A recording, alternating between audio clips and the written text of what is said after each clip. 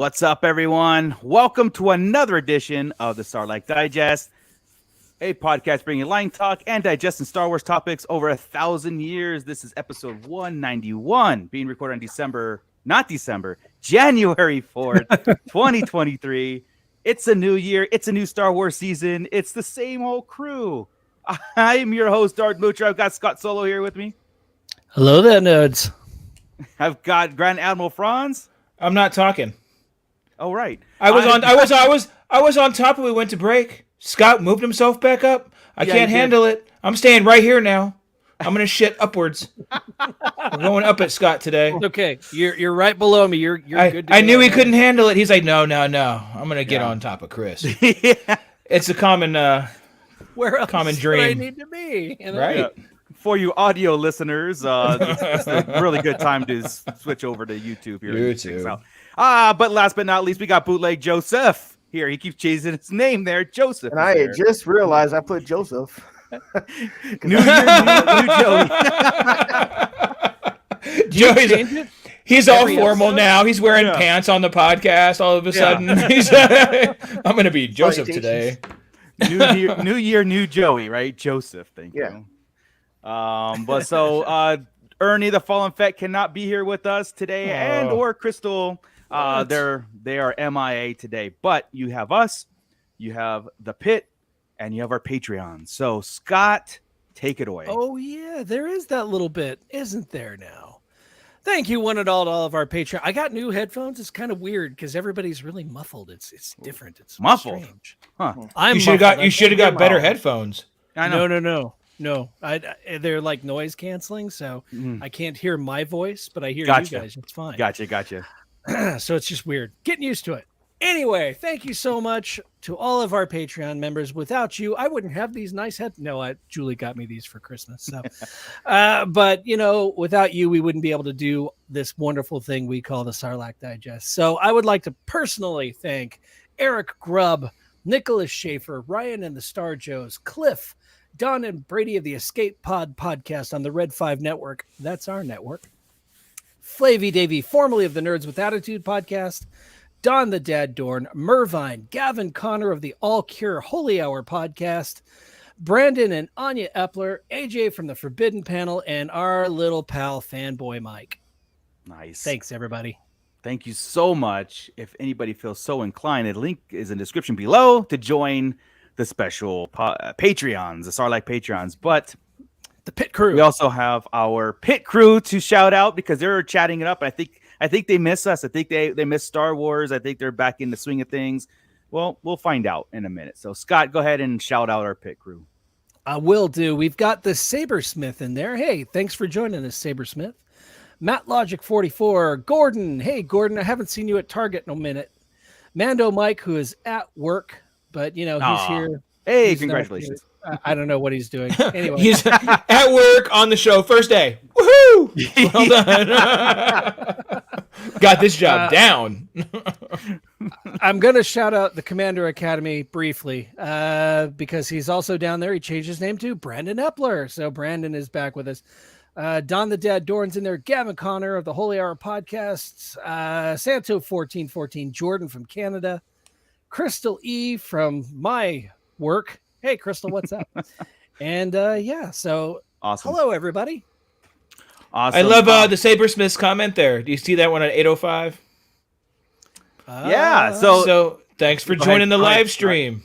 I just discovered these guys. They're awesome, and I'm glad I made it to a live stream. Sweet. We're glad you made it, and we agree with you. Yes. All right. Yeah, these guys are okay sometimes. Sometimes. Yeah. Usually.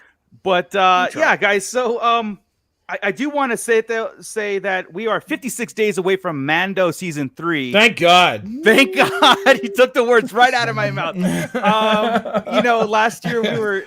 I got 53 days of Omega left. A Bad Batch season 2 dropped, and we will be talking about that in a moment here. And the first 2 episodes dropped. I do want to get everybody's opinions on it. Where are we at on the continuation of the Clone Wars? Really, sequels. of the Clone Wars. And did this do it for us? Are we on board for a long haul on this one, or is this just banter to get us to Mando? So again, 56 days till we wait in line for that one, March 1st. I think I'm more anxious on that one than anything. I'm waiting on Ahsoka still, but yes. Well, speaking of Ahsoka, I do want to kind of go through the rumor mill, because again, new year and abundance of rumors. I mean, really came out. These are some pretty, I guess, substantial rumors according to Chris. Yeah, I mean, these people have got some things right, and you know, when you go through the same folks that give you the right rumors, you know, it's movie after movie, show after show, and then they come up even 50-50. That's a pretty good shot, right? On some crazy stuff. In the rumor mill, that's pretty good. Yeah, it's better than some, because some have zero content awareness or you know, any knowledge whatsoever. Yeah, plenty of content. Yes. Right. So that being said, before we go through it, this could get into some possible spoiler territory. We don't know, because it could be false, could be true. You've been warned. It's probably BS, because we'll get excited about it. So here's the thing about it. We're going to talk about the Ahsoka rumor right now, and it's not about Ahsoka. It's just about the plot, not plot, but like a Thrawn and going through some things. They're in production. I don't know how these things really get leaked in the way what we're going to discuss and this detailed kind of rumor, right? So grain of salt also, but yeah, if it does happen to come to fruition, you know, I know we're a ways away from the series premiere, so. The good thing is the fact that it doesn't, what we're going to talk about, doesn't get plot specific necessarily, as into what they do and what, but what the characters are and what they look like, and you put it together on your own there, right? So you've got Thrawn. Some of it's kind of confirmation of speculation that we've had in the past. So. Yeah, and the thing, the first part obviously is that Thrawn is Mikkelsen, right? Again, we're hearing that. That's there. Okay. The rumor confirmed. Well, it had him as, but they had him there in live action as Thrawn. So I'm good with that. Not Matt Smith. Justice. I'm fine with it. That was your second choice. It was my second choice. It was my first choice until Matt Smith. So right. Whatever. So a win-win.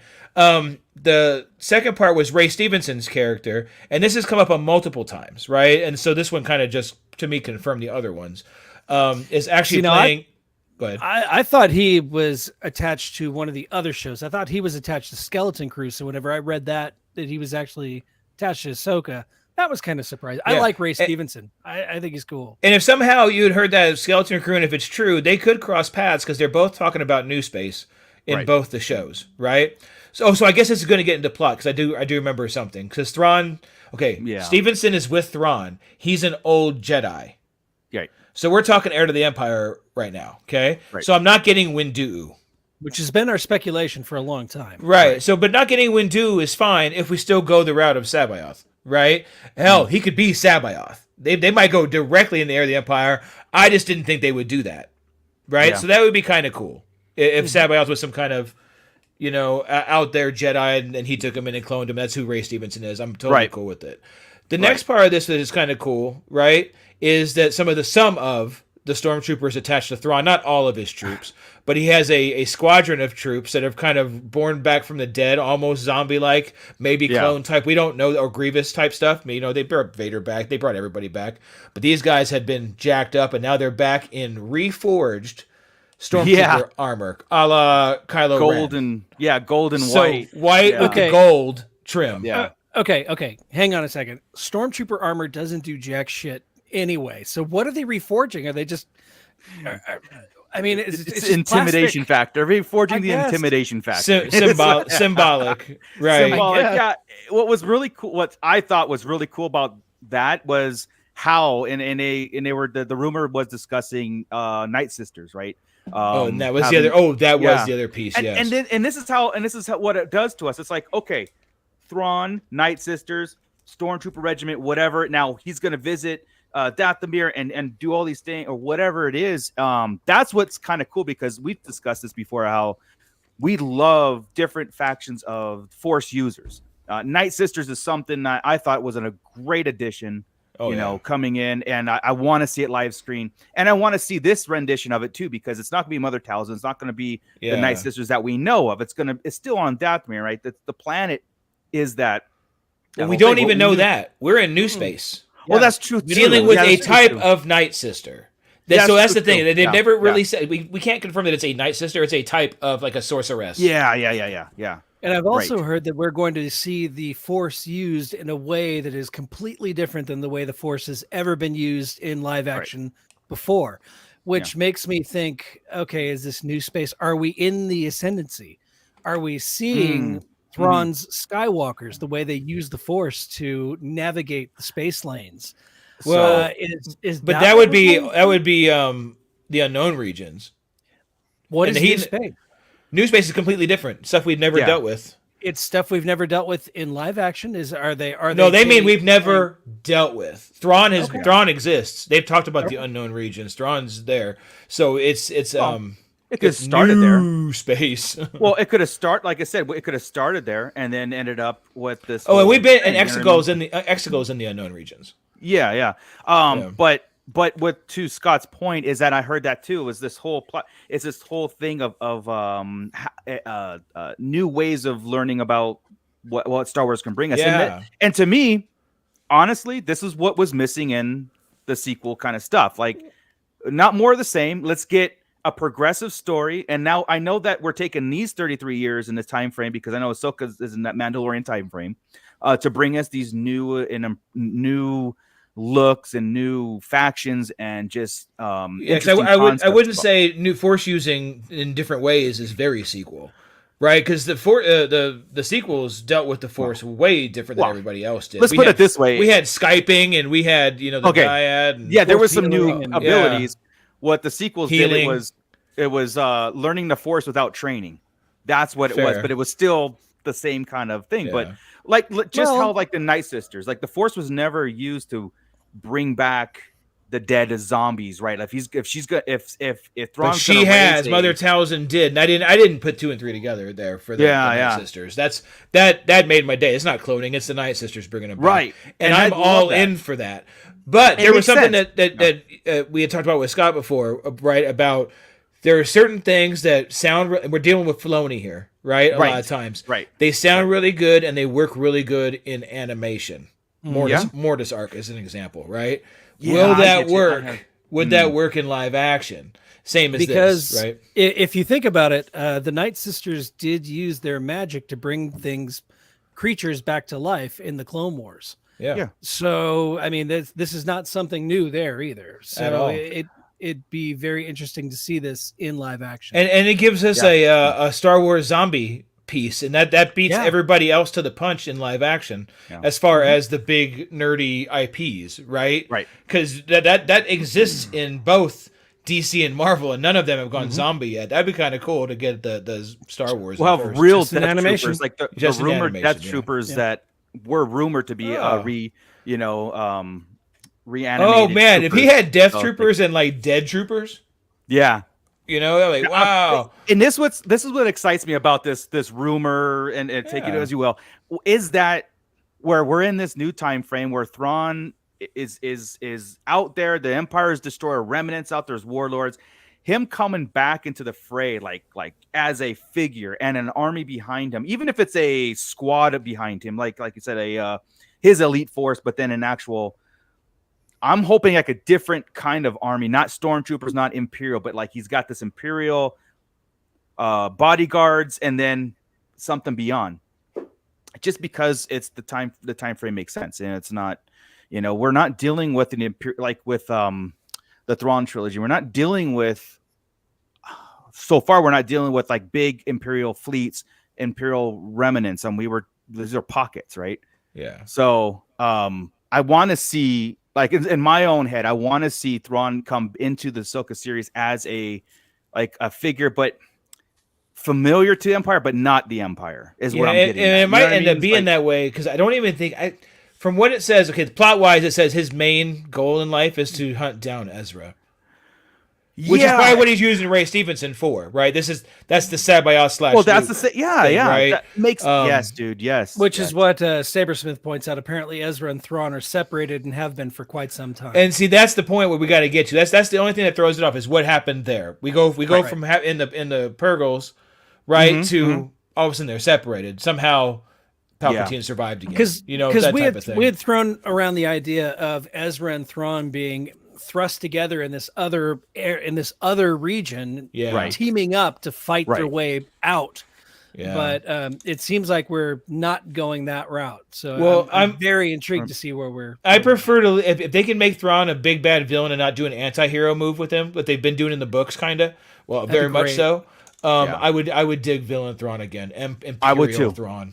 Yeah. And I was just thinking that same thing. Like, let's not make him. I mean, we're all gonna look. We need another Vader. Okay, at this point, we need another Vader. That's you're sympathetic, but he's bad. Like he's going in there and destroying. And in the originals, they did a great job of him being both villain and supportive of his troops. Not complete Vader. He was supportive of his, like Paleon and some of the other characters. He was behind they were with him because they knew they could follow him, and he wouldn't stab him in the back. Right. That being said, he also, he did have to take matters into his own hands and take out a couple of his troops who completely screwed up. So, and that's something that they had, like you had said, completely gone away with in these new books. He's almost an anti-hero, or he's not really an established villain anymore. He's more of just I'm tired of getting these villains who have some kind of a heroic past to them. Where you see a reason behind their fall. Sometimes you just need a good bad guy. Well, that's what I'm saying. Like Palpatine has always been the good bad guy. I don't want Tarkin. I want him, when we get his story, I want him to be an ass from the beginning. Well, Tarkin kind of is. Tarkin's always been kind of a hard ass, never really changed direction. But that's very few people know that. But to get somebody that's evil from the get, that's what I like too. So it is hard. I love Thrawn, but it'll be. But I know where his trajectory goes if they stay that route, and I'm cool with that. He never has to be ruthless all the time like Vader. He just needs to be ruthless when needed. Yeah, cunning. He's cunning. He's Sherlock. He's blue Sherlock Holmes in those Ascendancy books. He is Sherlock Holmes. He always has the answer, and to me that kind of gets annoying after a while because it makes him predictable in a way. Yeah. So I really want to see him just straight up villainous. I don't want to know where he's coming from. I just want to see him kicking ass. And take chances once in a while now, right? Like he's got so mad at something, like he's like, F it. We're doing this. I'm not even calculating. Go. But even at this point, what does he have to lose, right? So you're going to get a more ruthless Thrawn because he's not answering. Well, as far as we know, he's not answering to anybody. We have to know his unless he knows about the Emperor's plan. Which I tend to think he should. I think he's either... He spends a lot of time in private with the Emperor, talking about future plans, unknown regions, things. I'm sure that's where Exegol came up. I'm sure all of that. I mean, I like to think that he figured it out and he held it. He didn't tell anybody, and he did. You know what I mean? Like he wasn't privy to the plan. I think that Thrawn knew this whole time, and he figured out the Death Star. The Emperor is on Exegol. He knows that he knows about the Sith Eternal. He knows about like the overall plan, and Thrawn's trying to either survive this whole thing or niche his own faction out of something. Yeah. And this is probably and again, here it is. It makes it even more important why Ahsoka needs to go after him. Yes, because of Ezra, because we know Hera's in it, Sabine, and we knew that at the end of that Clone Wars or the Rebels episode, they were going after Ezra. They were going to try to rescue him or wherever he was at. But there has to be this pivotal moment all coming to a head, right? Because otherwise, like, what are we doing? It's just like, we're just doing a little mini adventure. So it has to have this ultimate point. You've got Ahsoka, who's like the ultimate Jedi, and she's got the Ghost Crew behind her, who we all love. Yeah. They're a great fighting unit together. But in order to have a real threat, Thrawn has got to bring something to the table. I mean, other than just being, because they've gone against Thrawn before, but I think having him as the major villain, he's got to step it up. He needs a fleet. Well, that's what makes him dangerous. He needs a fleet. He's a major villain to like our heroes, right? But also it could be a threat to the Emperor. And if we see, and I'm just throwing this out there as theory crafting, right? Yeah. He, something happens where the big climactic battle would be Thrawn and the Emperor, somehow Thrawn being destroyed because again he's not in the sequels. The Emperor doing his thing in the sequels, right? To keep the sequels relevant. I think you're right. I think the best thing would be for the Emperor to end him. And in the long run, right? Instead of the new the New Republic getting him right, or the Nogri, right? Mm-hmm. Anything like that happening, I think that would be more appropriate to have the Emperor get him in and take him out. But what you know what this is supposed to be, I would think. Remember, you were talking about wrapping it up, right? And it doesn't have to do that in this series. This is supposed to be the overarching storyline, I think. That's going to hit all Mando and everybody else for at least 4 or 5 shows. I think 100% it won't wrap up in Ahsoka. It'll wrap up in Mando 5 or you know. When Mando ends. Yeah. In 2020, whenever they said it's all leading to an event. Right. Yeah. This is that event. It's really cool because again, I'm going to get to the chat in here in a minute because they're chatting it up too. I love it. But so like this makes perfect sense going forward. If we're going to have this thing going on and then again, making the sequels this relevant thing that we love to hate or whatever it is, but to put our mind frame in or the mindset in Rey and them going forward, this all stuff needs to happen for that to make sense because you can't. I mean, what I'm getting at is you can't have these epic events that changes Star Wars forever, and you still have the sequels sitting there. You know what I mean? You have to get to this isolated point of the sequels and where the First Order comes in. And you got to get to these things. They're not deleting them. It shouldn't even be hard to get to those. We've got so much time in between, right? We've got another 20 some odd years. Yeah. We're good. We can get to that, and we'll see we're already seeing the building blocks with the cloning stuff that gets us to him. Yeah. So exactly. Let's see here. With Brandon that said, that was a big miss tonight. We're going to talk to. Yeah, we are. Is Ezra going to be in Ahsoka series? Can you go into more detail on timeline of all this here? It's rumored that Ezra. I mean, he was cast. I forget the guy's name now at this point. He's in. What it comes down to is it's a Rebels sequel, but in live action. That's what the next season. Dave Filoni said this is basically Rebels season 5 as the Ahsoka series. Yeah. Coming out probably at the end of this year. I would assume that Ahsoka would be premiered by then.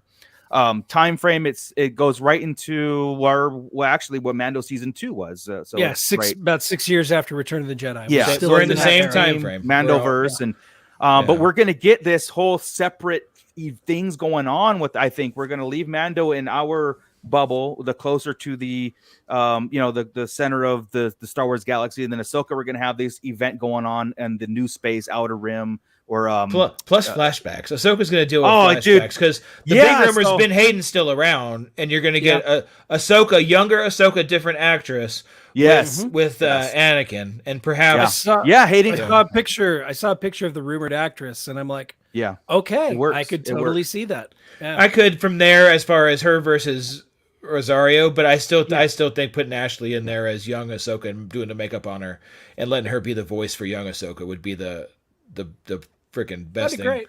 Fan service, right? That's and for Ashley. It wouldn't. I don't really care. Like for me, I'm speaking for me.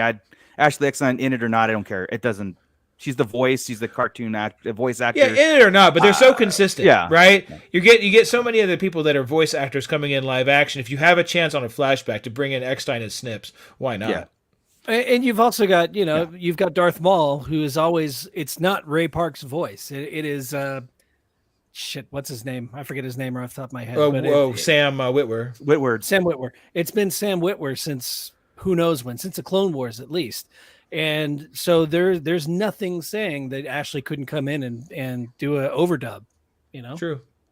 Well, like I said, to me personally, it's not a miss if they don't use her, and it's like a bonus if they do. I'm like cool with it, that's nowhere near a make or break. Just thinking a cool fan service Easter egg. Yeah, hey, that's neat. Yeah. What else in the chat here, guys? I know you guys are talking some Bad Batch. Well, we'll get to Bad Batch. That's going to be a thing. We had some extra people. Lex Sivrak is in there. Julie Taylor's in there. Michael Patz is in there. Who? Never heard of that guy. That kid. Don, the dad Dorn is in there too, saying hi. Yeah. Rolando Flores saying hello. So there's people jumping in and out and doing their thing, man. I love it. It's popping today. Let's because on the notice of time, we're gonna jump off this rumor. Just keep it on the back burner. Keep it on the thing Yeah. because we're gonna have to keep an eye on it as Ahsoka gets closer and Real- yeah. Real quick, the Sabersmith did ask the question, does Ahsoka know about Thrawn? Because in Rebels, it was just the Ghost crew going up against him. Well, obviously in Mando season 2, she asked, "Where's Grand Admiral Thrawn?" She grabs the magistrate in her episode, and where is Grand Admiral Thrawn? That's when I jumped out of my chair. That was my best part of Mando season 2. And that's the catalyst to propel her series forward. In the epilogue of Rebels, we've talked about in the past, seems to be after that scene where she finds out the location of Grand Admiral Thrawn. So, Star Wars being told out of order as always. Of course, but that's what we do. This is what we're here for. Absolutely. To bring it all in together and glue all the pieces. Switching gears to a new rumor for this year, for 2023, that dropped, I think, today or yesterday. Oh, stop. This is a rumor, and it has come from a reliable source, okay, about a new movie in production. So now this is not a movie that's being like, oh, we're planning to do this, and here's the creators planning. No, the rumor is they're shooting in April. They're starting to shoot a new theatrical film in April. And it's the I wrote it down here. It's Damon Lindelof and that Shermaine Obeid creations. Miss Marvel creator and the Watchmen creator. I guess that the rumor is that they're shooting their movie in April. That, yeah. Didn't Damon Lindelof also? He's behind Lost, isn't he? I don't know. Probably. I don't know. I didn't read that. I just saw Watchmen and there was something else. It makes sense. Is he part of the Bad Robot? Is he part of JJ? I believe so. Yeah. Then probably. Okay. But Damon Lindelof, I mean, he was the creative behind Lost whenever Lost was like really good. The beginning. We won't talk about when Lost went really bad later on down the line. But, I know that there's some people that would probably cringe at that thought because there's a lot of things that, Bad Robot does or doesn't do to. I don't know. Well, again, that. I thought it was interesting after everything that we've talked about, production wise, right? Like, don't announce movies to you. Again, they're not announcing it. This is just a rumor, and it's somewhat legit because of scheduling and what people are talking about and what the meetings are. And it's like, hey, things are adding up. They're going into production in April as a theatrical release. We heard that 2025 is going to be the date that the next Star Wars movie will be coming out, which puts it right in that sweet spot of production now, right?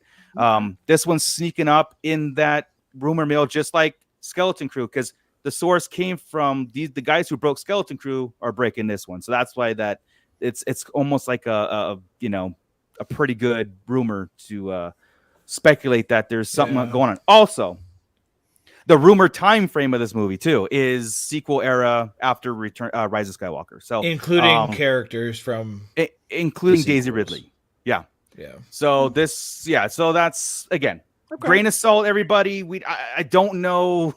Joey, did you just fist pump like Daisy Ridley or like I caught him a corner of my eye. I was like, oh shit. Whoa. Yeah. But here's the thing too, why it makes it kind of make sense too, is that we heard that Kathleen Kennedy and Disney wants to get away from the original trilogy era, let the Mando do its thing, let Kenobi and all this to do a thing, and they want to do outside the whatever. And we're thinking like, oh yeah, go 3,000. No, dude, they're going like right after their babies, and so go 500 years up with baby with Grogu, or 2,000 years back with Bane. Yeah, they need to go back in the past. Yeah. Here's the thing. Throwing it out there too. Would this be an awesome opportunity for them to create this theatrical movie with Rey Skywalker to transition to a period, like wrap something else up other than they did? It's like their opportunity to kind of like do something and present something that we could go, like I said, that extended time frame, 500 years, where Grogu is like 500 years old and in his prime in this whole new generation of Star Wars. I mean, that's how I look at it, right? I don't think it's a continuation of Rise of Skywalker because I think the other actors are out. They don't care, and which I'm fine, whatever. But Daisy Ridley's rumored to be on board, doing her thing. She's been spotted at the production sites that this would take Yeah. place and all that stuff. And she's been posting on Lucasfilm. Oh, she's headquarters. always having kind of meals with Kathleen Kennedy, and nobody Yeah. goes out and has meals with Kathleen Kennedy. All of a sudden, just Daisy Ridley does all the time. It's just really weird, right? Right, exactly. So I'm thinking like, okay, this is a good opportunity from all the stuff that we're getting through a Mando series. What we talked about, the rumored Ahsoka stuff, how they're doing, bringing in Thrawn, facing the Emperor, doing this whole thing, and then you can have your sequels as they are, right? And it can make sense because we talked about this ever since we had the sequels. We need it to make more sense. We needed these events to propel the sequels to like come to fruition. If they were to, and again, perfect world, they would do this movie to propel something else. Also do special editions of the sequels to add scenes and whatever to kind of like move pieces around to fit their narrative. Yeah. I think that'd be great. Special edition in it would work. Yeah. Yeah, I think that'd be awesome. Honestly, I think that'd be the answer to the Star Wars story moving forward, right? We all long to go back, but yeah. Especially if they took some of the things that they have been doing in Mandalorian and whatnot and add those little bits and those little nuggets into the sequels. Do you think they would somehow, some way add Mandalorian and Grogu in this movie? I don't Grogu for I want to say Grogu for sure if they're going that route, because like I said, having Grogu as in his prime 500 years or 300 years from now would be awesome, and then getting that Yoda character. I want to actually what I would like to see is a future one in a couple hundred years. The Jedi are looking for something, but they have to go find Grogu, who is leading Mandalore still. For the last 450 years, he's led. That'd be Mandalore. awesome, right? Yeah. Why not though? Like seriously, why not? Okay, you think if he's as old as he is right now at 50, and he's just basically an infant, so at 300, he's going to be like a freaking teenager. Yeah, he's going to be a teenager running Mandalore. So it's like, okay, interesting. Always Very on his iPhone, just kind of just. He's like a Joffrey figure. He's horrible now. Grogu's just a mess. No. Oh shoot. But I think that'd be awesome, and it's a great opportunity to. I also heard that Kathleen Kennedy and Lucasfilm did admit that they rushed the sequels and they didn't put enough thought into the process, and I've been hearing these things, right? It's not like they come out and say it. They'll never come out and say it. What? But you get like little snippets. Hold on. So this movie's supposed to be based. What's the time frame again? We don't after know. Rise of Skywalker. After Rise, really fast after Rise. So hopefully a little bit of couple breathing years. room. It could be 100 years. It could be. Oh, Daisy Ridley's in it, so it'll be within probably 10 years. What if they use Daisy Ridley as a hologram telling some kind of story or that could be too. Oh man, Rey's holocron. That could be too. Or she's a Force ghost or something. Yeah, like the whole idea of putting a movie after this and not calling it an episode movie, right? Not an episode 10, 11, 12. Having a bridged movie to usher in a whole new thing. And here's the thing too. They've admitted that they've rushed the sequels because their investment, whatever it is they had to do. Well, it's been a long time. Now, they've had enough time to sit and think about and regroup and go like, look, here's what works. Here's what's not working. Dave Filoni's got this vision. John Favreau's on board. Let's get this whole time frame going in, especially when we get to see the finalization of Mando, where that's going, and Ahsoka and stuff. I think it would be a great opportunity and a great place Star Wars could be in to use a movie to bridge that. And if, to your point, Joey, if they just use her as something that she influenced that next thing going forward, I'm all for it. Like that'd be cool. Mm-hmm. Like she put her essence in a hologram or a force ghost. To go into, like, again, getting away from this time frame would be the smartest thing that they could do. Like usher in, boom, or go way back, right? Like going way back is what we want it to do, or go way forward. Yeah, I don't even like the sideways stuff. Like if Skeleton Crew is completely disconnected, I don't like that. That's why the Ray Stevenson thing, if Scott had heard and hopefully correctly that he was in one and we might be in the other, that'd be a cool little crossover just to connect. Maybe the Skeleton Crew finds him because he's been hiding, right? Let's do it, man. Yeah, like seriously. I wonder. Yeah. Since at the end of Rise of Skywalker, the Sith are gone. The Sith Eternal are destroyed. The Sith are gone. Right. Yeah. I wonder if what they're setting up with this unknown space, this new space, if that going forward will usher in whatever the new big bad will be to the galaxy. You know, I bet. will that from the new space come into the regular Star Wars space? Will they invade? You know, something like that. Are we looking at a new version of the Yuzhan Vong? I mean, from the old Legends books. I mean, it could be really epic as long as they don't drop a planet on Chewbacca. You know, I'm in. There's always that where you're talking about like a threat from like a threat from beyond, galaxy wide threat. Now, you know, what? Yeah, and I think that's not a Death Star, right? Yeah, and it's not a religious faction like the Sith or Jedi. I mean, that basically I do like that. I do too. But again, and that's what you I can have love, aspects of that out there. Yeah. Right. Like I would love the return of the Sith Empire. That's what I envision myself. That's what I thought the Sith Eternal was going to be like, this whole thing about like the Emperor's like, okay, forget this galactic Emperor. Let me bring in the Sith Empire, meaning we're bringing back the ancient order of the Sith. We're bringing that back into fruition. So we don't have to go back 3,000 years to experience that. We can go for this new ushered in age and whatever, where the Emperor is immortal into a sense where he can jump clone bodies and he's doing these things. But now this is the Sith, they can call it the Sith Eternal, but they have their own council, they have their own government, they have their own thing. That's where I want it to go. But because then it's like thousands of hundreds of thousands of Sith versus hundreds of thousands of Jedi back into that ancient ways of Old Republic. You know, what if what's out? That's the way Lucasfilm can do it without going back and ruining the Old Republic. What if what's out there is actually worse than the Sith? I mean, what if they are dark side users that are unlike anything? Yeah, I like that. Yeah, as long as it's Force users, not just a invading army, because then you're getting away from Star Wars, right? So it's like, that was always kind of my problem with the Yuzhan Vong in the books, is it didn't feel like Star Wars. It felt like we were going Star Trek, you know, with invading. It's almost like the Klingons or something came to invade Star Wars. You know, it just didn't fit. Yeah, but that's how I felt about Andor. Without, sorry. We're gonna as you guys are talking about it, I'm like, I had no Force users. I had, you're right. I mean, you're right. The whole point of the New Hope was like that. All right. I know you had, but I had 3 Force users. Yeah, but the whole point was it wasn't the centerpiece. Okay, dude. Use the Force, Luke. Blew up the Death Star using the Force. How was it not the centerpiece? It ended that way. Andor season 2, we saw the whole season. But that's not that story. Anyway, Chris, stop.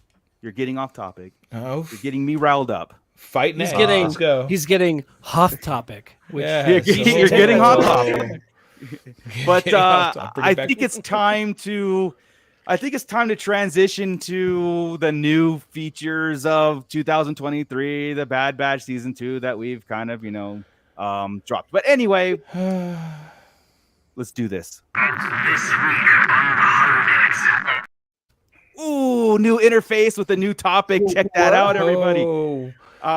We are talking Bad Batch now. How do we wait 41 minutes to bust that out? I know, right? Well, this makes sense that the Bad Batch would be a thing. And man, I'm surprised you didn't unzip and pop that thing right out at the beginning. That was awesome. Almost did. Well done. Almost I like did. it a lot. But it would have been an accident because I don't do anything on purpose. So midnight dropped. I stayed up. Did you guys stay up for? No, I watched. Hell no. Yes, you did. Okay. I'll start with my initial thoughts about this whole thing. Okay. I actually had to go back and watch the trailers after this stuff to get excited because the trailers had some really cool things into it, in it and everything. And watching these two things, I know is like, okay, let's bring us up to speed. What these 2 episodes did, it brought us back up to speed. Up to speed with what? It's the same exact speed it was going. That's what I'm saying. Well, that's what I'm saying. What it did. I didn't say what I want. What it should have done. What it did is that they're still on missions. They're still working for Sid. Whatever her name is. Yeah, Sid. See, this is how much But Wanda Sykes came in for like 3 seconds randomly, so that was fun. Don't you hate when you recognize characters? It just throws me off. And then you work really hard to not look at the character in animation and recognize. But it's I swear. And it doesn't bother for everybody. But when you have a really, really distinctive voice, It's like, damn. Yeah. That's all I'm seeing. And that's what happened. Like it didn't like the performance was great. I had no problem fine. with it. But now all I saw was heard. She'll be the downfall of this whole operation, by the way. Yeah, I think there might be some undertones there of what she wants over in Dooku's castle. So we did get Dooku's castle. So here's the thing, guys. And Pitt, get your opinions on the Bad Batch season 2 here. I know we've got a long ways. This is just the beginning. But when you have something where it's a premiere or a mid-season finale or a finale on something, you would expect some sort of aha moments. You would have expected some sort of fireworks going on where it's like, holy crap, man, this series is really it's going to propel my interest to keep going. I don't want to build up to that interest. In a way I do, but you've got to give me something. You really got to give me something in the beginning here. 2 episodes. And it was the same. It's like more of the same of what all our complaints from last season about Omega taking off, doing her own thing. No rules. Just free anarchy. Everybody do their own thing. Almost getting Tech killed, by the way. Injured. She's going to need to get somebody killed. And here's the. She's going to need to. I say yes. I just don't think the writer's going to do it. No. I don't think they're going to do anything like that. But more of the same. They ended the series, these 2 episodes exactly where they left off in the beginning of the season, meaning they're still in debt. They didn't accomplish their goal. They lost, which is cool. They lost. Okay, that's fine. But guys, they're still working for Sid. They're still, and every job is the big one that's going to get you out of it. Every single. I thought last season there was that. I thought they were going to get you out of it. 6 months later, we got new stripes down our uniforms, but we're still in debt to our eyeballs. This is the one, guys. This is going to get us out of it and do our own thing. And the promise of freedom and stuff. And it's like, I never even knew how they got in debt with Sid in the first place. I forgot. I mean, they just took the job and forgot. And Wrecker was eating more popcorn than he was earning. So therefore, that's what it was. He was eating a lot of popcorn. I was like, don't they just? I mean, get the hell out of there now. The one thing and I'll let you guys get your thoughts in. I don't want to bogart this segment, but the one thing that the takeaway was Echo. Echo was voicing his the group's purpose where it had to do some more. Like Echo was echoing this to Hunter, like we should be doing more to others, and basically telling that we know the people we need to be working for, not this. We need to go working for Rex. Rex offered the hand to basically join that rebellion's faction, whatever. Echo is the one who's breaking away from the group, saying, like, guys, what are we doing? This is what I got out of these 12. Well, that's because Echo is from the other group. He's not from 99. Really, he's not exactly. He's one of the brothers now, but he didn't start that way. Yeah, so I'm thinking that's going to be the force that's going to drive the Bad Batch to the rebellion in a sense, to Rex and them. Echo was echoing the truth. Yeah, this is all Omega's fault. And Omega is like, for God's sake, no Omega, shit. Follow orders or stay on the ship. Like we had this complaint last season. It was like she run off, almost gets people killed, and then she learns this life lesson, like this whole He-Man, G.I. Joe life lesson. Now I know, stuff at the end, or how many times does she have to be the battle? Full? Yeah, but it's not half the battle because she only knows all the time. Now, here's what I would like to do, and I thought that I kind of perked up from my phone watching. I was like watching a Bad Batch, and I was on my phone. I kind of perked up when Tech got hurt, and I'm like, oh, if this kills him, if her actions kills him, that could propel this whole Omega thing. This is kind of like what the story needs, and it didn't do it. But I digress, guys. So you go ahead and there's never a consequence on her. No, I mean not really. That's it. Yeah. That is my primary issue with the Bad Batch, and that is there are no consequences to anything. Whereas if you watch the Clone Wars, Ahsoka would do something, Ahsoka would make a mistake, there would be a tragic consequence of that mistake. She would learn, she would grow, and from that you had this amazing character development and her actually learning to become the ultimate Jedi. Ahsoka Tano is who we all love and look forward to seeing all the time now because of that growth. Yeah. But what I'm seeing in the Bad Batch is to echo what echo again what Gordon is saying. It's it's Star Wars. It's new, so we will watch it. Yes, we will. However, this is Star Wars light, and by that I mean you've got Clone Force 99 running around stunning other troopers because they're basically brothers. I kind of understand because they're brothers. They're mind controlled. They don't have any control over their actions. I get it. I get the idea that it's time to, knock him out, stun him. You don't want to kill your brother, but there's a certain point with which that there is a complete lack of, again, consequence to anything that happens. There's no progression. There's no stakes, at least not on the part of the villains. I don't know. It's just, to me, that's where the Bad Batch is lacking is, stop stunning, start learning from your mistakes and start growing as characters, or else I'm getting really kind of bored with it. I did enjoy this to some extent because it was a fun adventure, as Star Wars is supposed to be a fun adventure. But those are my issues with the Bad Batch that started last season. Bad Batch season 1 for the first, say, 6 or 7 episodes was really solid. And I was really liking the characters and where they were going, right? But there was and I remember talking about it on the show, there was a point where all of a sudden Wrecker, they just forgot about him. Right? And they weren't really using him much. And they still don't use him the way they were in the beginnings. I loved Wrecker in the beginning. And now it's kind of like, he's a side thing. It's all Omega. And it is the same stuff. And damned if you weren't right. We have never seen 17 straight episodes. Was there 16 episodes last season? 16, yeah. So 18 now straight episodes of Omega. She's been in every episode, right? Go find 18 straight episodes of Ahsoka. She wasn't in every episode of Clone Wars. And watch her progression through 17 episodes. It would be any characters. And Omega hasn't learned a damn thing. And that's what's bothering me right now. Nothing. And to your point of premieres, right?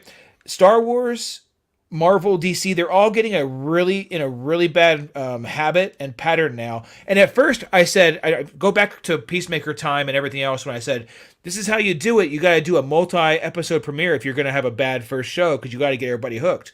Well, now everybody has to do these multi-episode premieres because the first episodes suck.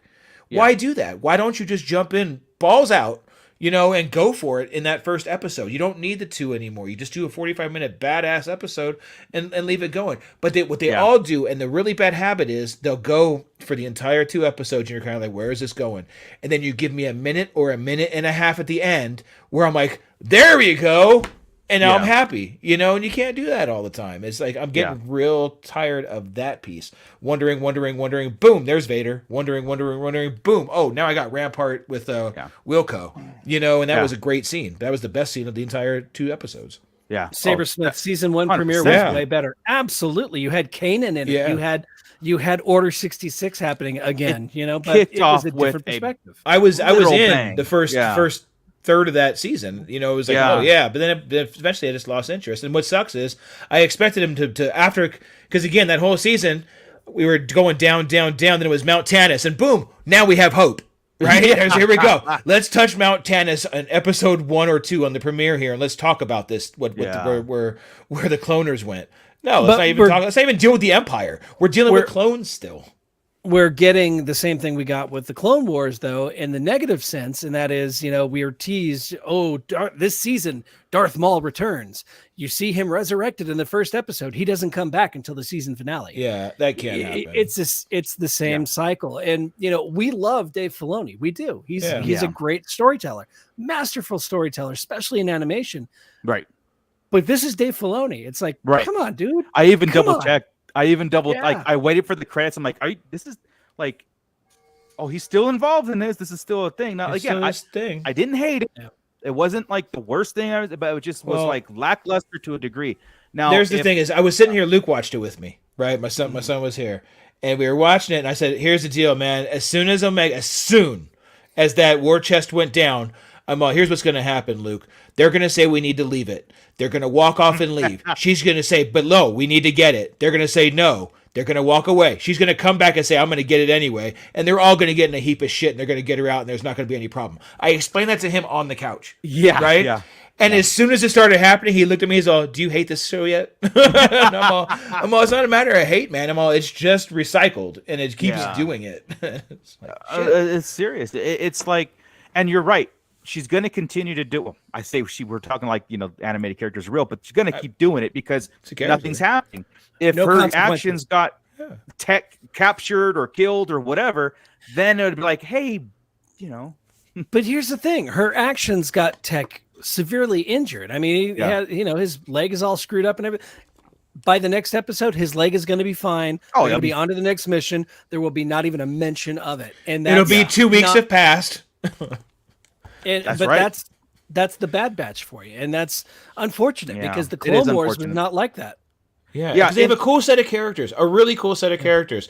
Even more so than, I don't even know more so than the rookies, right? Like when we got Fives and everybody, because they were harder to differentiate. At least the Bad Batch are very easy to differentiate right off the bat, so you don't have to think about that. I mean, and they're cool, quirky characters.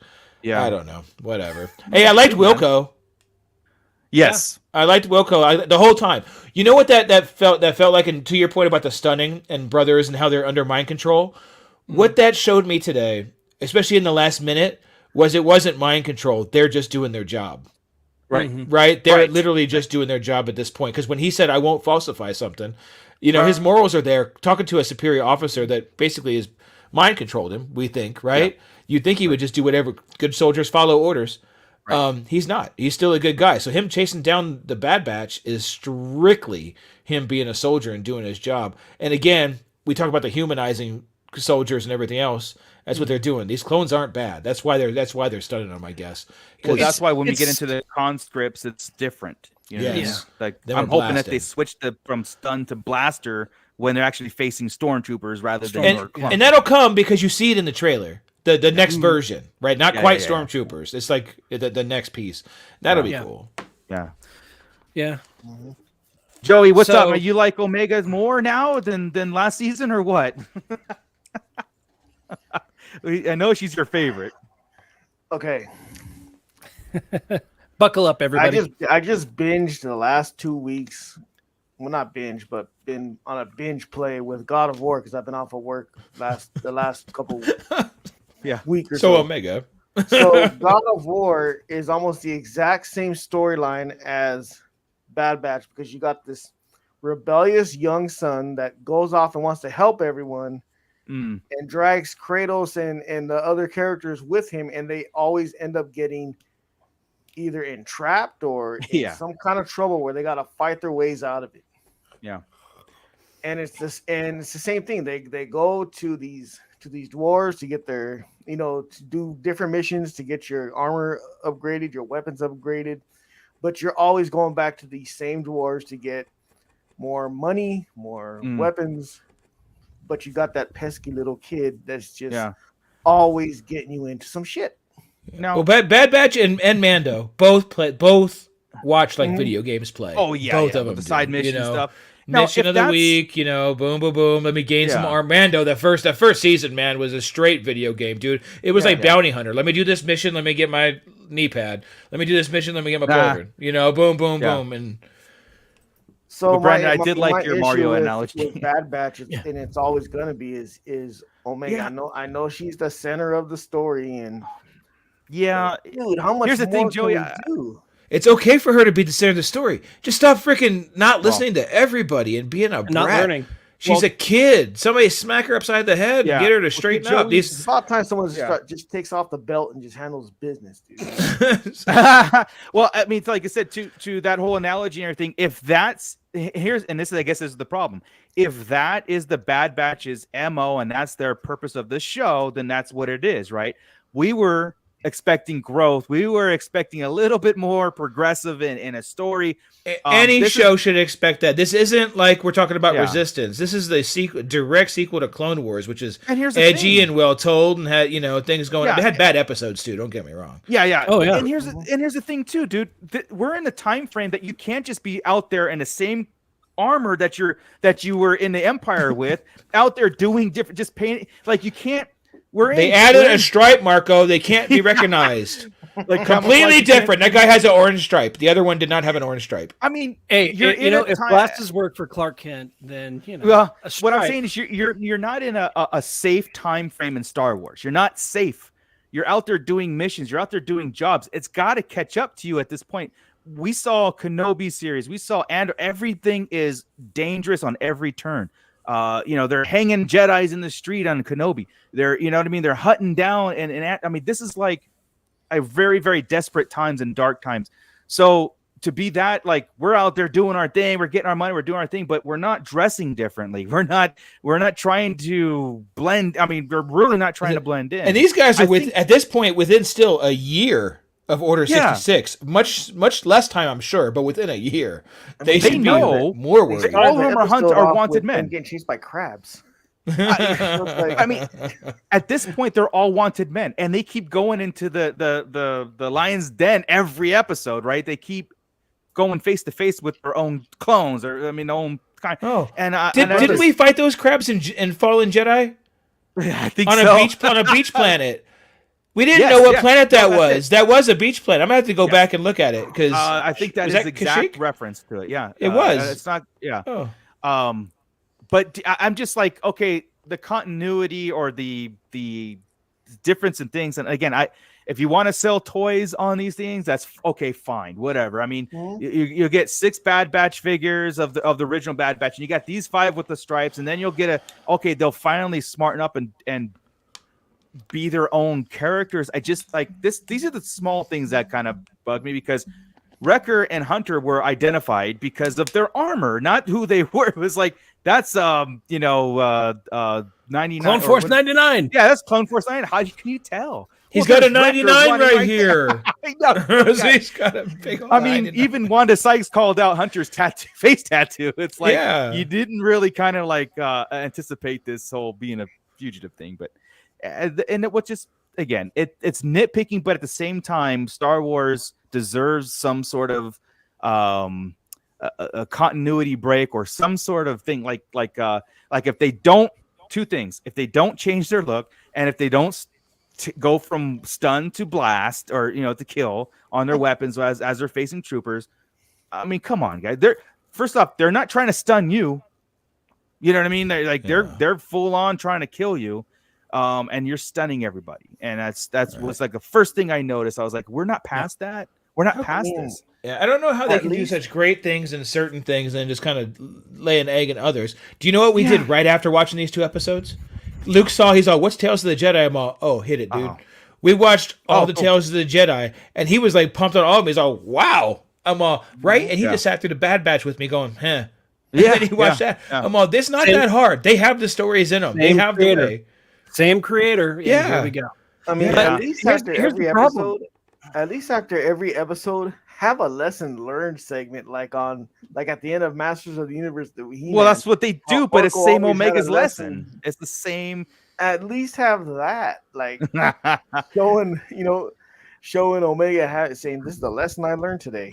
And I would never watch it. But she's not. We live in a time though where people aren't there are no consequences for your actions, and I have a feeling that the animation is kind of taking a hint from that. At least this show, it feels very of our time right now. Are we taking the Star Wars animation too serious in our canon line talk then? If it was Resistance, I would say yes, but this show is smack in the middle of 2 of the most important pieces of Star Wars lore.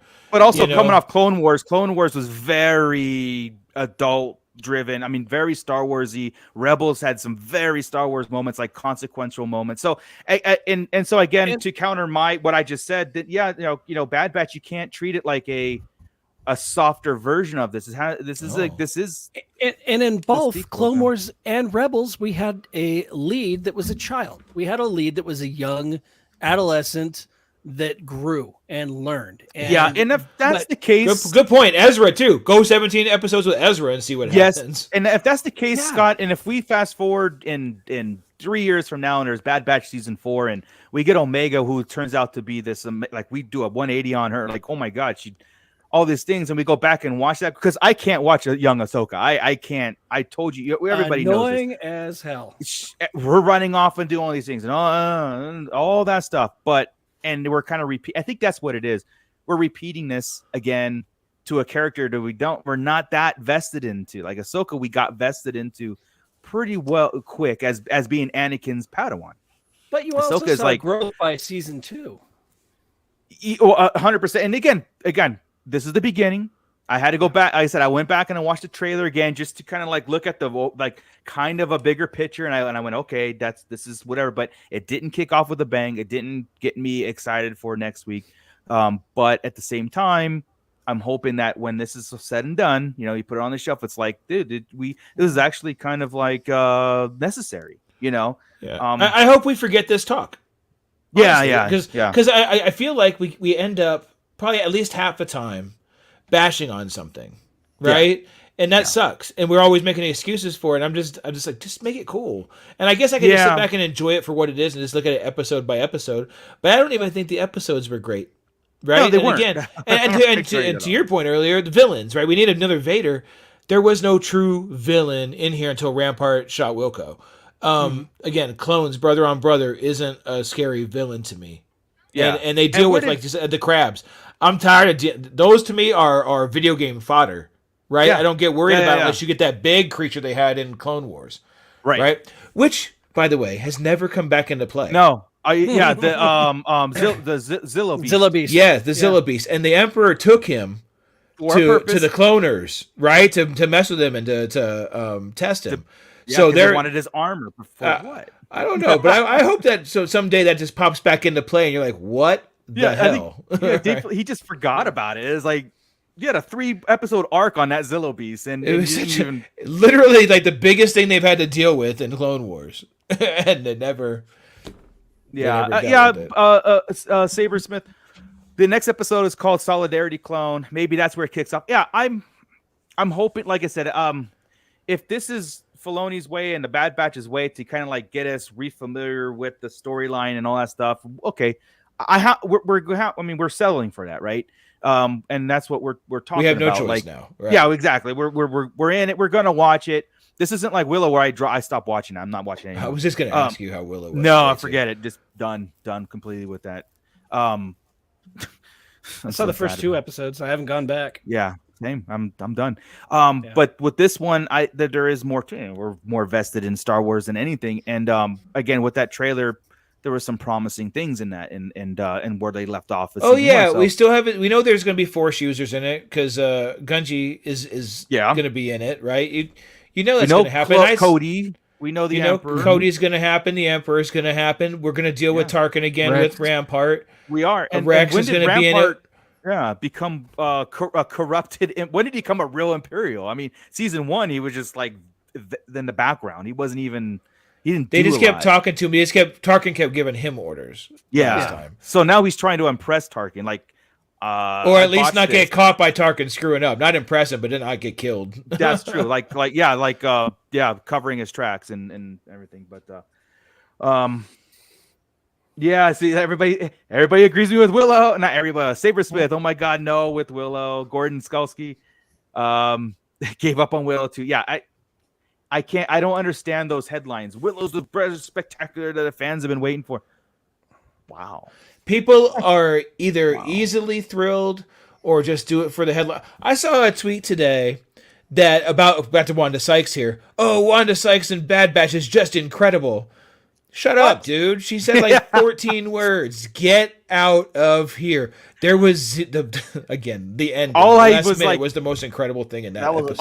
All I said was, that's Wanda Sykes. That's it. I was like, and I forgot what she even said. She's the one who gave him the mission to go, the mission that will set him free.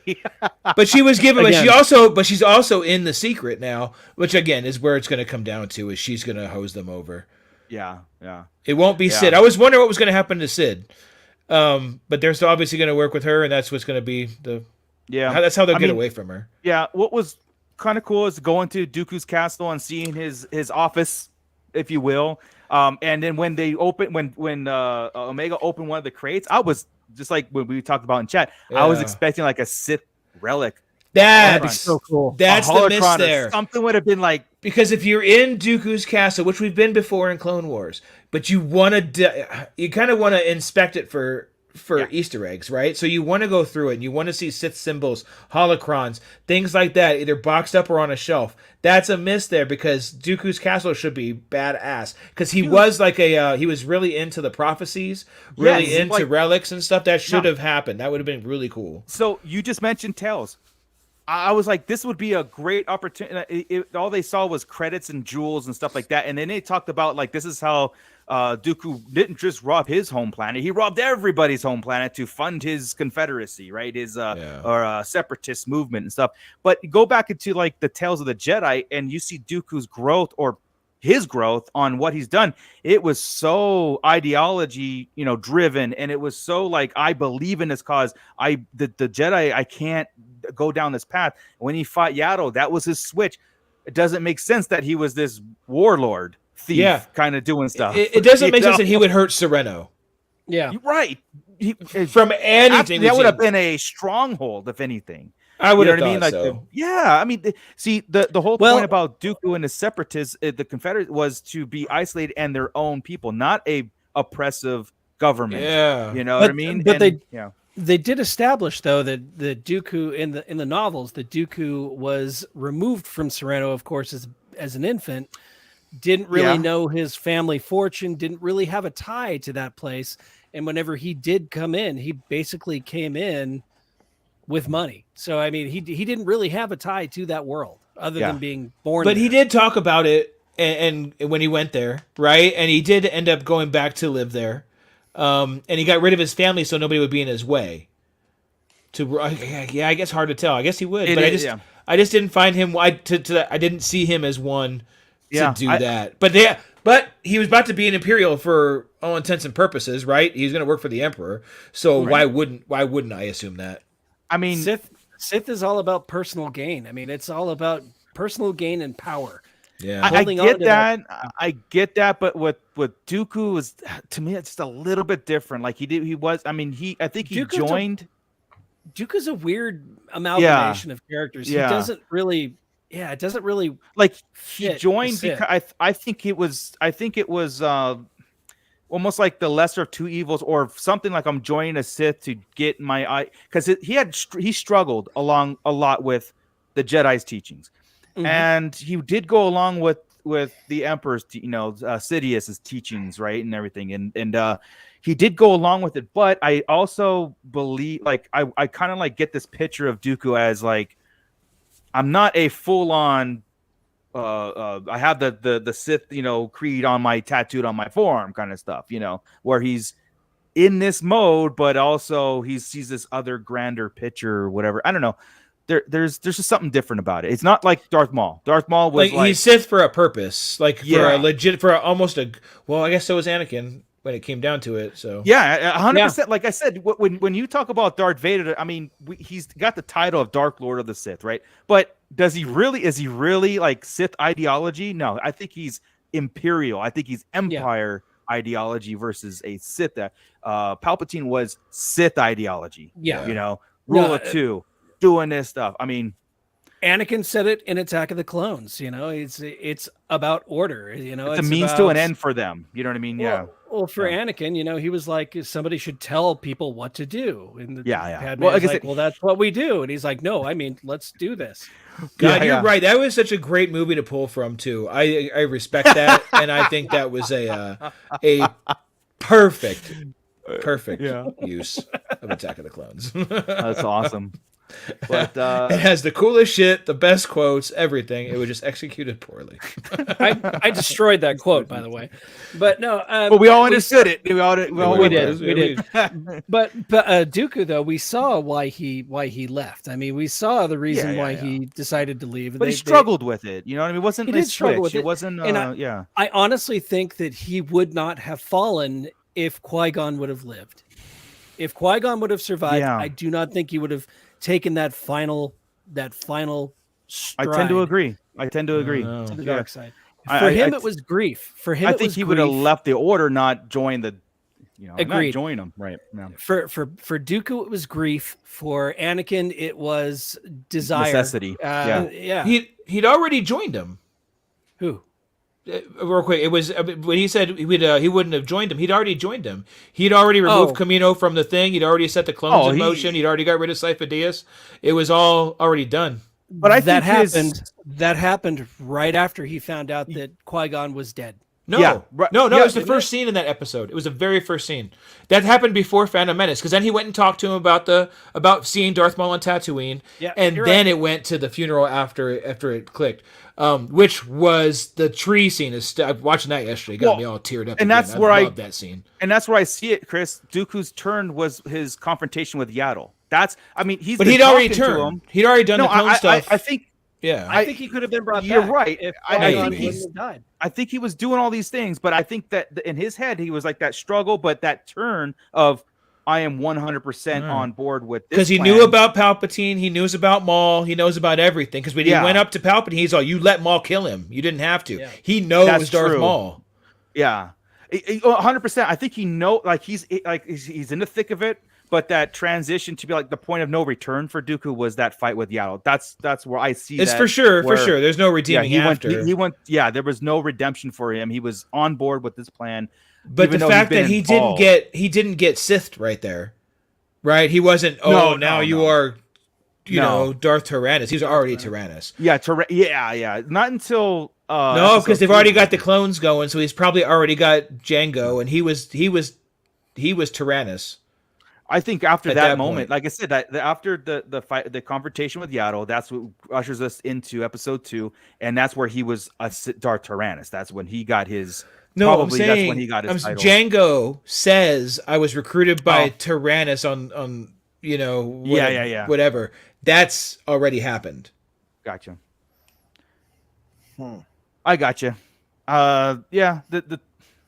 It's like a very. That's all. It's just, but Dooku. I get it that Dooku's tricky, and it's a very short time frame. And that episode covered the entirety of Phantom Menace, right? You're right. Yeah. And Obi-Wan, he wasn't familiar with that name Tyrannus, was he?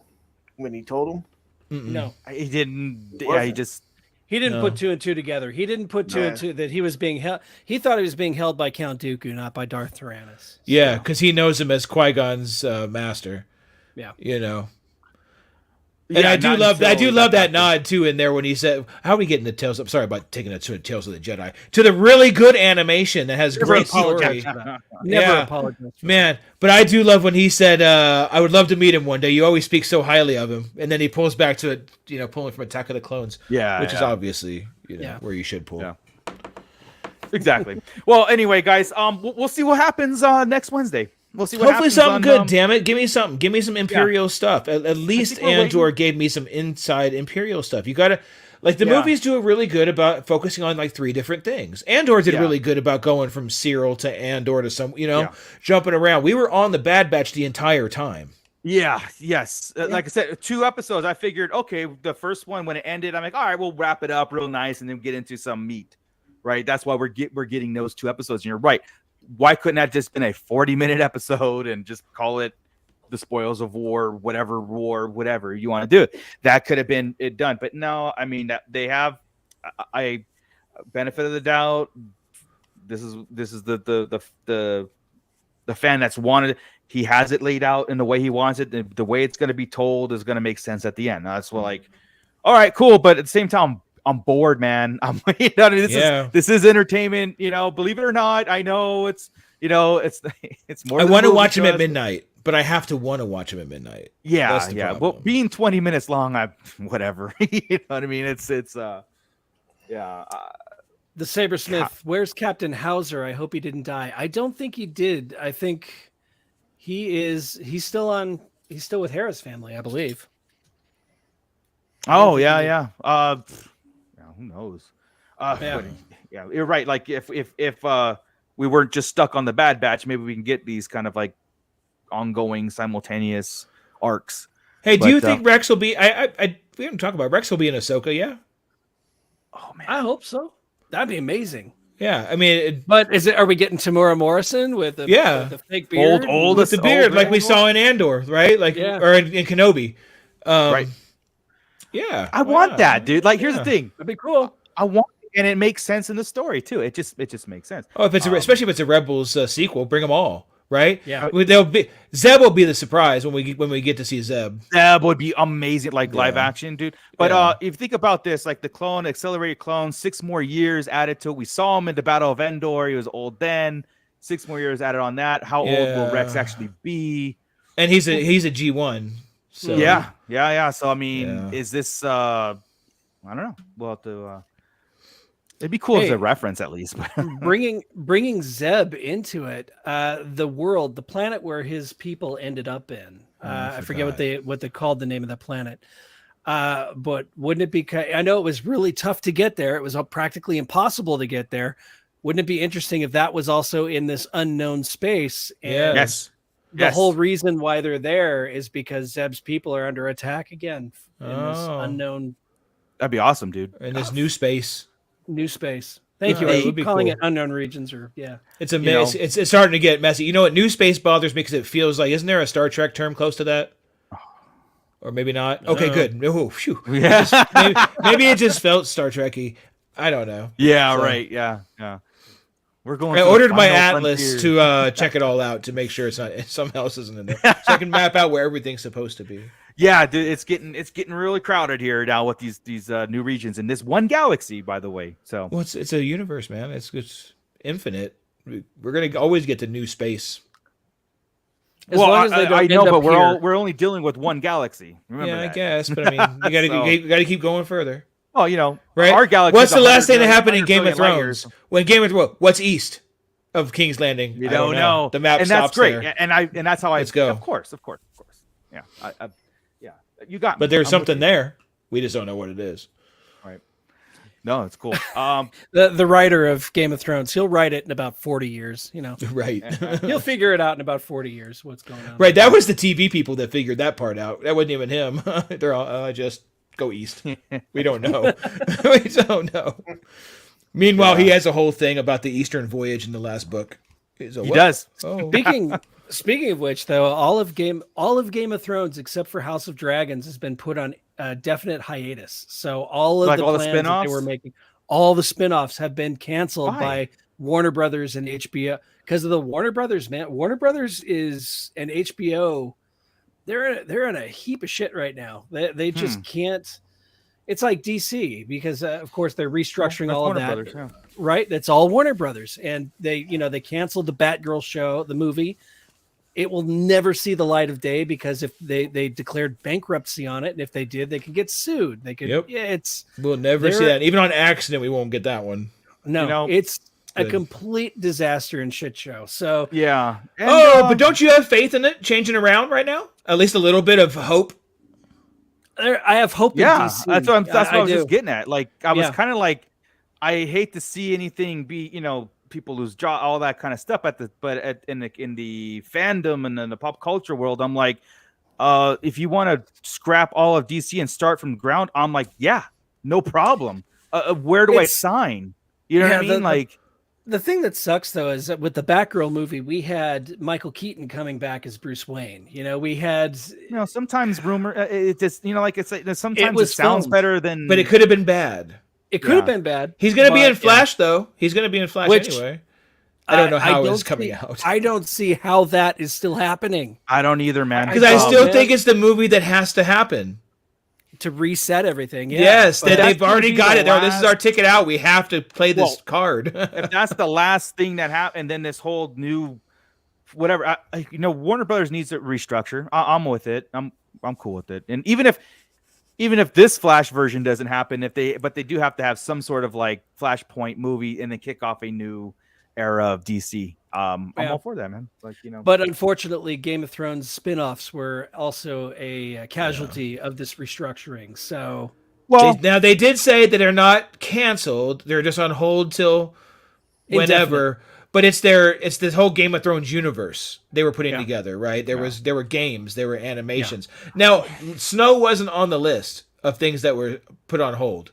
yes, it was. What did you okay? I It looked was. specifically for it and didn't see it, but Yeah. all right.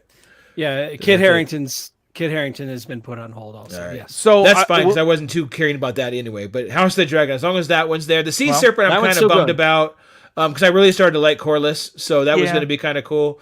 But as long as House of the Dragon's there, I'm straight. I think House is safe, pretty safe. But here's the thing: Universal is Universal Studios, the actual movie companies and stuff, not the theme parks, but they're positioning themselves as the next powerhouse, side by side to Disney. It would be great if Universal can step in and purchase an IP like Game of Thrones or Warner Brother or DC and kind of take that under like a whole thing. I don't see Warner Brothers restructuring to the point where they're going to continue. I think they're going to have to sell off these IPs. See, this is what happens in our group talks and everything. We get way off of Star Wars topics, but hey, it all comes around because we're all fans of everything. But have you watched Peacemaker yet? With that, I think we're gonna get out of here. It's been a little bit longer than we expected. That's to be expected, though. I'm not telling if I have or not. Jackass. Guys, with that, I think we're done today. Scott, you want to take us out, or you want me to do it? Okay. I'll do it. Yeah, I just want to say thank you. Welcome back, everybody. Welcome to 2023. I'm hoping it's to me, Star Wars didn't kick off with a bang, but I think I do like some of the stuff that we talked about. Yeah. But it kicked off, yeah. At least we have it. Okay, we have the Bad Batch. We're in full swing of the Bad Batch. We got Mando in 56 days. We've got rumors of new movies being produced. We got Ahsoka hopefully later this year. Skeleton Crew later this year. I mean, there are a lot of things that I'm like, okay, if this is what it is, I'm fine with. It's not Bad Batch is not a make or break series to me. It never was, even first season. You're right. So it is what it is. But thank you, everybody. It's good to be back. So with that, Scott, if no one has anything else to say with that, let's get out of here. First off, okay, so we're back to our normal look here. Thank you, one and all, for tuning in. We really do appreciate you sharing your thoughts in the pit there. You are part of the show. You help make the show. You help drive the show, and we appreciate you being here every week. So please keep it up. Smash that like button.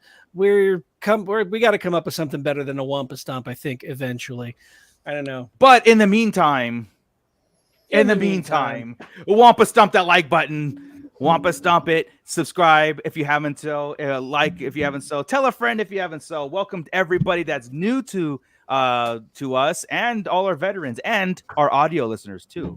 I don't want to forget them too because they are out there. Now they don't get the whole visual, but they do. They are out there. What are you waiting for? Join us. No, they've seen us once. They're like, nah, we're going back to audio. We'll find out if Saber's here next week. He's like, I've had enough. I can't look at these guys. So yeah, it's too much to deal with. Way too many gray beards on the show and bald heads. Yeah. Mostly. But consider becoming a Patreon member. We'd appreciate that. Patreon.com/Sarlacc Digest Podcast. Just donate a couple of bucks a month. It all goes right back into the production of the show. We also have a super chat. We never talk it up. We never talk about super chat, but it is there. So if you want to throw a super chat our way, we would appreciate it. Also, we have merch, Sarlacc Digest t-shirts. None of us are wearing them right now, but we do have Sarlacc Digest t-shirts. The link is down there. Also, we have our amazing sponsor, Tashi Station Emporium, for all your action figure needs, like this stand right here. I don't know why I've got a Bith on it, but it works. Little overkill there, Scott. But it is. But you know what? I set him down, and he's multi-purpose stands. They'll even work with the wrong figures. That's right. Yeah, exactly. Thank you. So right now, if you put in Sarlacc Digest, is it Sarlacc Digest Podcast? Yes. In checkout at ToshiStationEmporium.com, you get a discount on your order. He's got Teenage Mutant Ninja Turtle stands. He's got, Masters of the Universe, G.I. Joe Explosion stands, which are all on my coffee table right now, so you can't see them. There's Star Wars walls, and there's possibly something new coming your way. Care Bear clouds on the way. Yeah, and Barbie stands for dolls from 1974 through 1997. Finally up. 98 to present, you're on your own. It takes time, man. He's just got to work his way up. That's all. He'll get there. He's gonna get a bunch of people on there going, you know what? False advertising. I don't know where the Barbie stands are. Where are the Barbie stands? I'm actually thinking the Care Bear cloud's gonna get him in some trouble. Who doesn't want a Care Bear cloud? I mean, it's possible. But anyway, Right. Stay tuned. what else am I forgetting? Follow us on Instagram, the Sarlacc Digest Podcast. We've got our Facebook group where we continue the conversation. It's called the Sarlacc Digest Central. Just look it up and we'll let you in and you can continue this little chat we're having right now. Also, TikTok, we've got our 1-minute toy reviews where I get on there and I make an ass out of myself every day for your viewing pleasure. You can also catch those as YouTube shorts. If you like and subscribe, you'll get those delivered to you every day. What's not to like, right? Yes. What else? So it's like Amazon. Also, this year, very, very soon, I mean, like real soon, we are going to do a Starlight Digest Discord where the conversation can continue. And we'll get all the details here probably next week on the show. I'm announcing this now, to get it on. We've been, a lot of people have been asking for it. They don't have Facebook, whatever, but Discord would be a thing. So look for that. That's coming. Cool. No, you're doing it. What's a Discord? I am not doing that. You'll see. You'll see. Discord feels like I should be arguing. Is that a place I have to argue? No, I mean you can, but I mean, I'm sticking with TikTok and YouTube, man. It's fine. But also follow Bootleg Joe, bootleg _ old men don't 760 understand the young world on Instagram. Follow Tashi Station Emporium on Instagram for all of his upcoming stands. Stop being mean to us, man. All right, cool. That's one. You guys can follow me on Do Discord. we have to start counting subs again? No. It's fair. These guys barely know how to use their iPhone, so I don't even have an iPhone. They're smartphones. Yeah. So can't understand a Discord. Unbelievable. Anyway, Skywriter, I already have an OnlyFans. That's on Hot Topic, Hot Stuff. Yeah. I think that about sums it up. Is that everything? I think that's it. Yeah. Again, think it is. all the links that we discussed are in the description below. Ernie the Fallen Fett Chronicles, Crystal with Rogue Toys. Yeah, we got so many things to a great community of people and fans, Star Wars fans, and get together. That's why, like I said, Discord just makes a natural progression of things. We're trying out with our Facebook Starlight Digest Central, but I think Discord is going to be a lot better and a lot more exciting. We'll do a lot more things with it. So details coming soon. Hey, last thing here on Brandon's last comment. Can you hit it real fast? Thanks for getting us another sub. We don't really talk about it anymore since we hit 1,000. We just hit 1,500 subs. Yeah, I know. So it took us like 4 years to get to 1,000. It took us like 4 months to get the next 500. So thank you all. We're growing. We're moving. We're shaking. And 100%. Yeah. Thank you all for sharing. Yeah, great point, man. Like that is something that we see those numbers go up, and it's just amazing. And it validates our geekness and our line talk every week to do this and keep going. Because otherwise we'd just be meeting once a year to try to do on May 4th to discuss Star Wars. It gives us an opportunity to do this, and I love it. So thank you. That's not something that goes unnoticed. Also, check out the community page on YouTube where we always have polls going up there. We've got, right now we've got one going up. What did you think of the Bad Batch Season 2 premiere? So let us know. Drop the vote in there. Let us know what you think. Right now, It Was Great and It Was Okay are tied for first. So, or move along. It was okay. It'll be what it is. That's how I was anyway. I'm okay. First off, these two guys in the corners here, Darth Moocher and Grand Admiral Franz, for years have been debating about things. One of them was, and this is a poll that was on YouTube. Where's my confetti? Was the Phantom Menace pod race too long or just right? And just right won by 75% of the vote. 131 votes in total. 75% voted that it was just right, beating out Chris's. Sorry, here's the deal.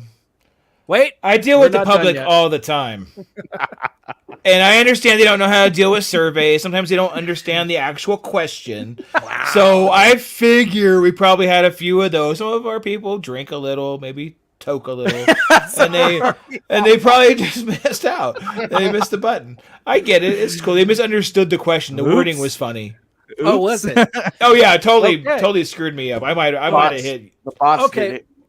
Well, those of you Bots. who are still with us right now, as I watch our numbers plummet, go ahead, log on and cast your vote to tell us if Chris is right or if Darth Moocher is still in the lead. And yet another poll: was the funeral scene in the finale of Andor too long?